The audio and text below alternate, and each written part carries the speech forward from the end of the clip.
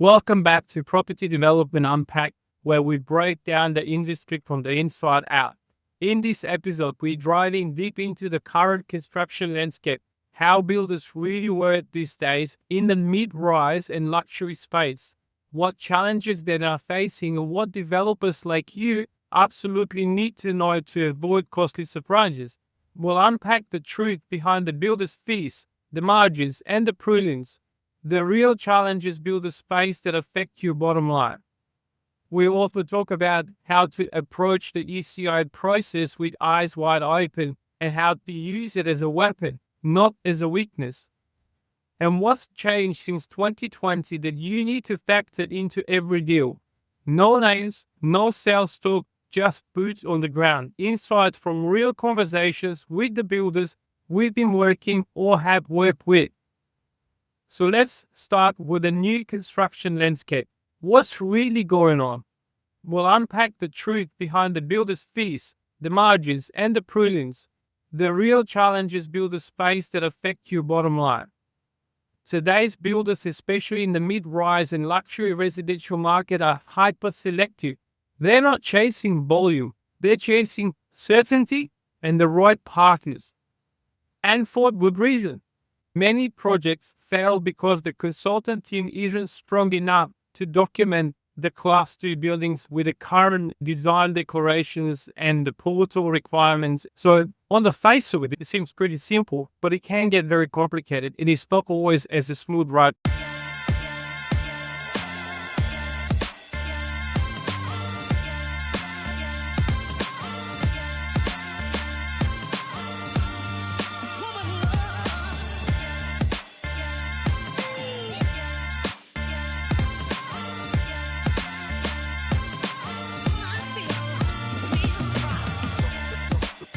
The game has changed. Today's builders, especially in the mid-rise and luxury residential market, are hyper-selective. They're not chasing volume. They're chasing certainty and the right partners. And for good reason. And here's why. Class 2 projects at risk. One defect, you're looking at an insurance claim, reputational damage, and legal headaches. Now, I'll come back to the Class 2 risk and address it in a bit more in detail. But builders now operate with in-house design teams, strong ECI frameworks, and advanced systems like Procore, iPads for tracking costs, and 8 connectors, etc. Margins? Well, you're looking at about 10% on average these days, with the prelims sitting at around 18%. Most of them won't even consider Class 2 unless it's over 10 million. Why? Because every project below that line is too tight on margin, both for the developer and for the contractor and the risk involved. So what are the key challenges builders face today? If you're wondering why builders are cautious and why they seem slow to commit, here's a look inside their world. Subby shortages. Builders are still navigating major subcontractor shortages and rising costs. High risk project types, especially in Class 2 where it requires the defects risk and the documentation status are higher than ever. Consultant weakness. Many projects fail because the consultant team isn't strong enough to document the Class 2 buildings with the current design declarations and the portal requirements. So builders now assess your team before they say yes to you. Financial transparency. Builders are being asked to open the books and share pricing models while still protecting margin and program integrity. So documentation delays is another one that's an issue. A slow architect drags the whole process, and builders want to have a clear path before they engage with you. What is the builder economics looking like in 2025? Well, the real picture, let's say you're doing a mid-rise project.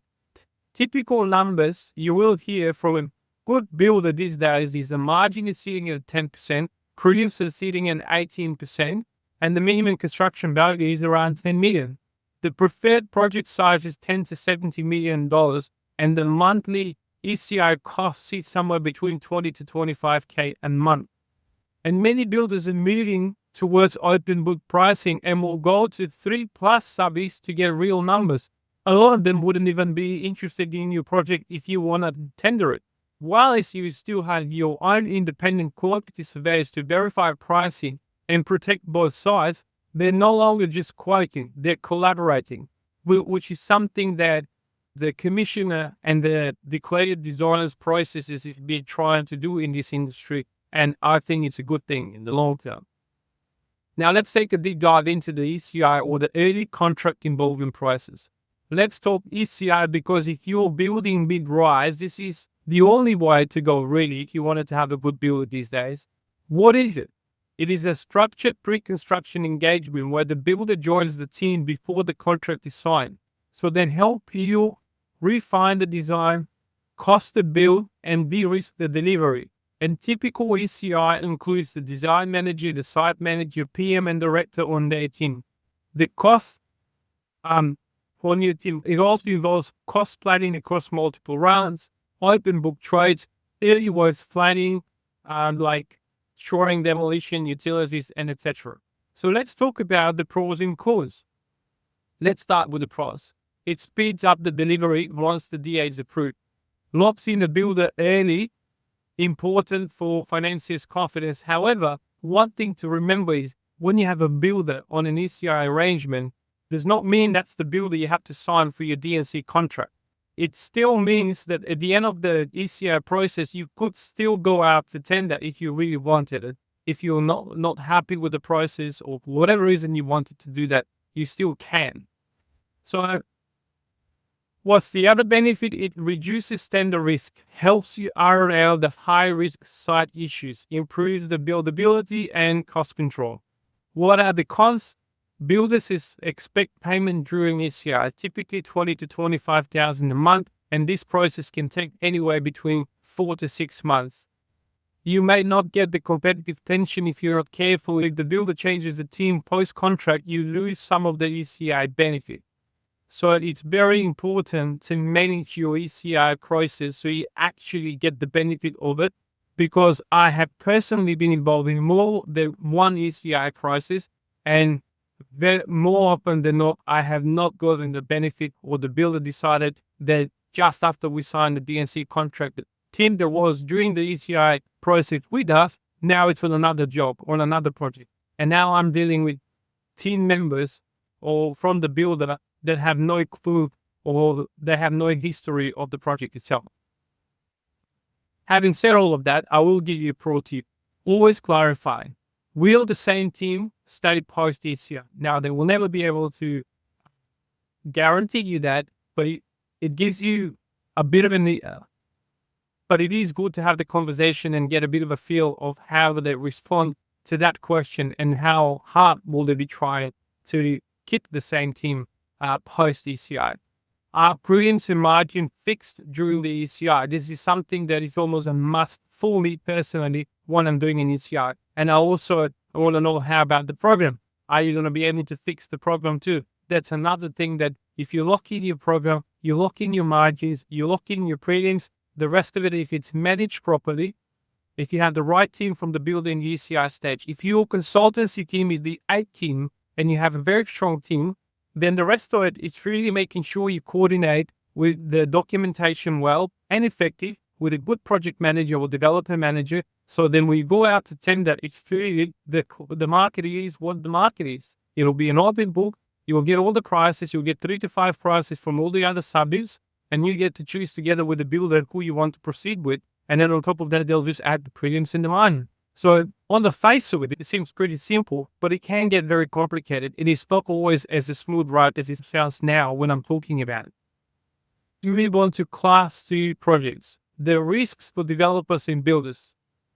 So let's move on to the Class 2 projects, especially specifically for the risk for developers and builders. So let's expand on this. Class 2 buildings, think apartments, mixed-use towers, and anything above 2 dwellings stacked vertically are no longer just complex. They're regulatory minefield. Since the introduction of the Design and Building Practitioners Act, the Class 2 is the most scrutinized space in Australian construction. So what's at stake? Well, for builders, every defect is now traceable back to the individual practitioner. No more hiding behind corporate shields. Builder, designers, engineers are personally liable. Number 2, you must register and declare designs through the New South Wales Planning Portal, no shortcuts. 3. Builders need a DNBP registration and must appoint a compliant practitioner or risk losing the project approval entirely. Next one is insurance liabilities have surged. Insurance liabilities have surged. Some builders report 50 to 100% increases in premiums post 2021. What are the risks for developers? If you're a builder or consultant, isn't properly registered under the Act, you may face a stop work order or fines before construction even starts. You are now legally required to appoint a registered design practitioners for every regulated design element. That includes structure, waterproofing, fire, drainage, and so on. Regulators can issue rectification orders and court proceedings for up to 10 years after construction. That's huge. Developers are also liable under new trust accounts and duty of care obligations, even if it was the builder's fault. So the game has shifted from can you build it to can you prove it was built right and that everyone involved was qualified to do so. So then how do you protect yourself? Well, number one, appoint registered practitioners only.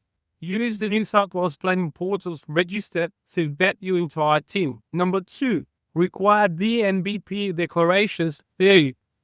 Ensure that all regulated designs have formally declared before CC lodgement. Don't let your certifier lodge redundant. It's a fast track to legal issues. Number three, don't skip the design peer review, especially for waterproofing, structure, and sometimes even fire. These are the most common defect claims. Number four, clarify the ECI rules around the DNBP Act scope. Ask, will your builder's team handle declared design coordination, or do you need a compliance manager to bridge the gap? Number five, budget for DBP-driven admin time. Expect 4 to 6 extra weeks in your timeline, and I personally say you add another 2 to 4% extra in soft costs just for compliance. Class 2 lessons, and I want to give you some Class 2 lessons from recent discussions with builders. Builders now refuse Class 2 projects under 2 million, not worth the risk nor the margin ratio. Prelims are rising at 80%. 18% is the new floor, not the ceiling. Many ECI agreements now include DBP compliance scope. Design risk isn't free because design risk isn't free. Builders are auditing consultant teams before saying yes to the job, in particular evaluating the architect and their ability to document. Now, my final word from Class 2, if you're building apartments in 2025 and you haven't studied the DBP Act, you're gambling with loaded dice. Get this right, you're creating assets that last. Get it wrong, and you're building a legal liability disguised as a development. Choose the right builder, vet every consultant, and structure your ECI with compliance in mind.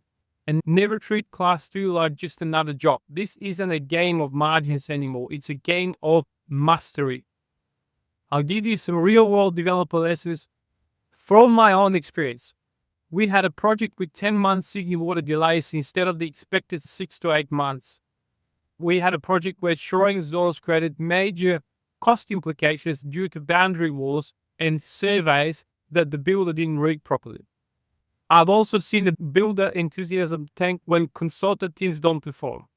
And we faced funding hurdles because ECI wasn't clear enough on deliverables.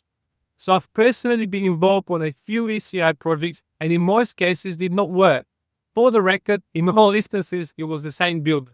This does not mean this is the norm and you cannot make it work. It just means you need to approach the process with your eyes open wide. So in summary, with early planning, strong collaboration, and experienced partners, you can overcome these challenges. My very final thought, in today's construction world, you don't just need a builder. You need a strategic partner who brings certainty, systems, transparent pricing, and team consistency. So if you want to build smart, not just fast, align your builder early, structure your ECI process right, and never underestimate the power of planning before the shovel hits the ground. This is the new game, and you are not playing checkers anymore. Until next time, keep building, keep learning, and play the long game. Because life is exactly what you dare to make it, and fortune favors the bold. Thank you.